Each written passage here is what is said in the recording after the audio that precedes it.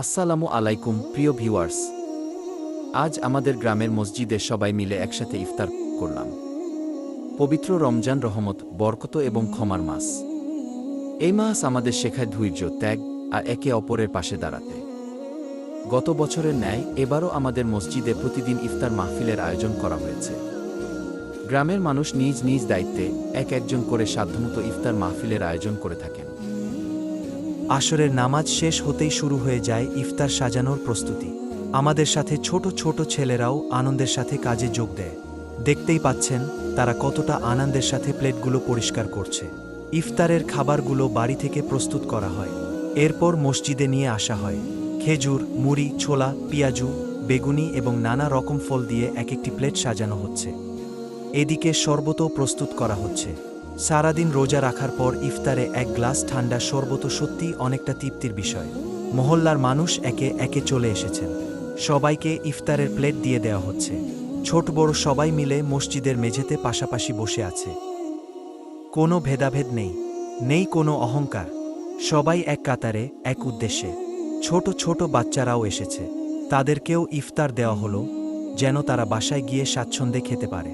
কারণ জায়গার সংকটের কারণে পরে রোজাদার মুসল্লিরা এসে বসবেন।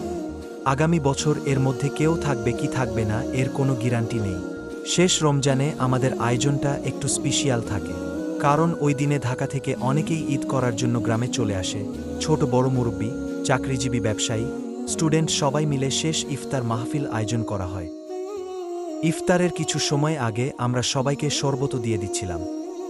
রমজান এমন একটি মাস যে মাসে একটি নফল ইবাদতের সোয়াব ফরজের সমান হয়ে যায়, আর একটি ফরজ ইবাদতের সোয়াব ৭০ গুণ পর্যন্ত বৃদ্ধি করা হয়। রোজা শুধু না খেয়ে থাকার নাম নয়, রোজা আমাদের চোখ, কান, জিহ্বা এবং মনকে সংযত রাখতে শেখায়। রোজা আমাদের গুনাহ থেকে দূরে রাখে এবং আল্লাহর নৈকট্য অর্জনের সুযোগ দেয়।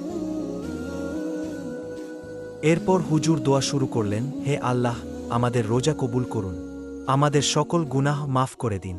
যিনি ইফতার মাহফিলের আয়োজন করেছেন তার মনের আশা পূরণ করে দিন। আমাদের গ্রামকে শান্তি ও বরকতে ভরিয়ে দিন।